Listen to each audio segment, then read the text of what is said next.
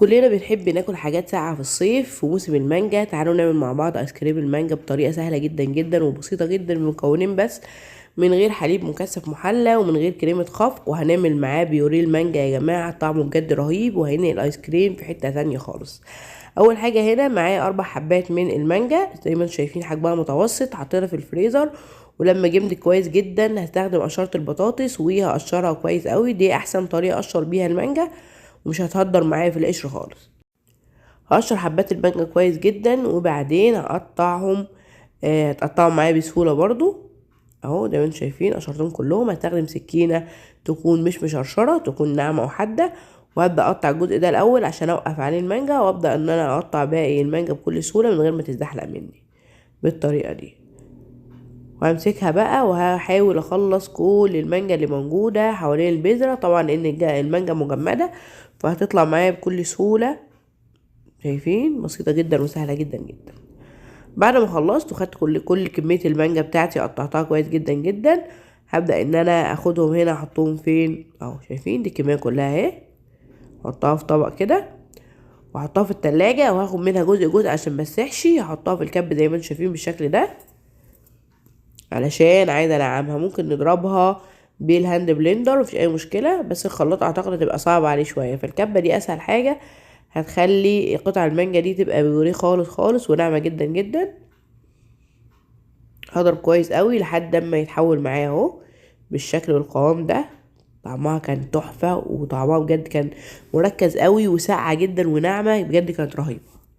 هعمل الكمية كلها بالشكل ده واحدة واحدة زي ما اتفقنا. هخلي المانجا في التلاجة وهاخد منها وارجع الباقي، هاخد منها وارجع الباقي عشان ما تسيحش، لان انا عايزاها تبقى مجمدة عشان تدي نتيجة حلوة. دي الكمية كلها وزي ما انتم شايفين عملتها كلها بالشكل ده. هحطها بقى في التلاجة وهعمل بقى هحضر الكريمة بتاعتي. انا عندي هنا 4 باكت من الكريم شانتيه. بصراحة يا جماعة ال4 باكت كانوا كتير، لو هنعمل 2 أو 3 يكون افضل.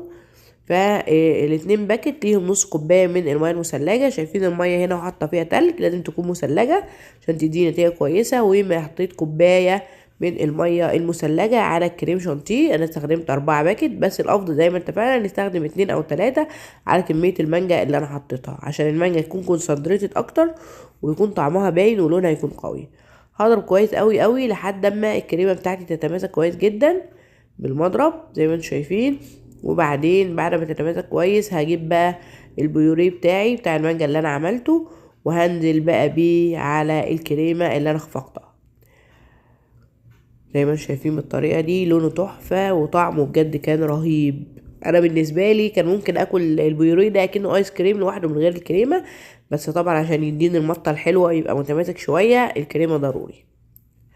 هضرب بقى البيوريه بتاعي مع الكريمه زي ما اتفقنا كويس قوي قوي، واتاكد المكونات كلها امتزجت حلو جدا مع بعض. هتاكد بقى بالمعلقه ان كل المكونات امتزجت كويس مع بعض، الكريمه مع المانجا. وبعدين هجيب علب بقى للتلاجة تكون محكمة الغلق، وهقسم الكمية بتاعتي هنا لان الكمية ما قضتش علبة واحدة، قسمتها على علبتين. ممكن نحط في اي حاجة تدخل التلاجة مش اي مشكلة، لازم اغطيها بس اهم حاجة كويس عشان ما تاخدش من ريحة التلاجة ويبقى طعمها وريحتها حلوين. بعد ما خلصنا هنا اغطيهم وهخبطهم كده عشان تتساوى، وادخلهم الفريزر 4 ساعات او ليلة كاملة. هنا بعد ما جمدوا حاطه هنا كوباية فيها مية سخنة، وحاطه معلقة الايس كريم بتاعتي فيه عشان يبقى سهل ان انا اخد الايس كريم بتاعي. لونه تحفة وسهل جدا جدا. شايفين المطة يا جماعة بتاعت الايس كريم؟ انا عايزاكم تقولولي ايه الفرق في الشكل ما بين الايس كريم ده والايس كريم المانجا اللي احنا بنشتريه من بره. نفس الشكل بالظبط، انضف بكتير جدا وارخص بكتير جدا جدا وطعمه تحفه، مفيش اي فرق بينه وبين الجاهز. انا هنا بعد ما اطلع المعلقه من الميه السخنه بمسحها كويس بالمنديل عشان مش عايزه اي ميه تيجي في الايس كريم. يبقى انا عايزه المعلقه تبقى سخنه جدا بس من غير الميه، فبمسح كويس اول المعلقه بعد كده. وبعدين باخد بقى هنا بقى جبت مانجايه ضربتها في الكبه وعملتها البيوريه ده زي ما انتوا شفتوا معايا، بس هحط بقى هنا على الايس كريم. التركه دي بقى تنقله نقله تانية خالص، هتحس بقى انك بتاكل مانجا مانجا بجد. هحط كده طبقه مع الايس كريم. حطيت الاول طبقه ايس كريم وبعدين حطيت طبقه البيوريه بتاع المانجا، وبعدين هكمل بقى الايس كريم بتاعي. شايفين بجد شكله تحفه ازاي؟ المطه بجد رهيبه ولونه تحفه وناعم جدا جدا وطعمه كان خطير، ومكونين بس سهل جدا وعملته معاكم بكل سهولة وبساطة. والمانجا متوفرة جدا الايام دي، اتمنى يا رب يا رب ان شاء الله تجربوها الوصفة وتعجبكم. بعد ما خلصنا هنا حطيت كل الايس كريم بتاعي اهو، مليت البوله ماليه حلوه كده عشان يبقى شكلها حلو. طبعا دي مش لشخص واحد، دي ياكلوها عيله مع بعض، يشتركوا مع بعض فيها كده 3 4 اشخاص مع بعض. تعالوا بقى ندوق. انا كنت منبهره بصراحه بالطعم، طعمها كان حلو جدا جدا، يعني مانجا بارده اهو شايفين. هات الصوص كمان معايا اهو، لونه تحفه وطعمه كان لذيذ قوي قوي ومختلف، تركه حلوه يعني. طعمه كان رهيب. اتمنى الوصفه تكون عجبتكم، ما تنسوش تعملوا لايك لو عجبتكم وسبسكرايب للقناه. كانت معكم ساره عبد العاطي، والى اللقاء في فيديو قريب ان شاء الله. مع السلامه.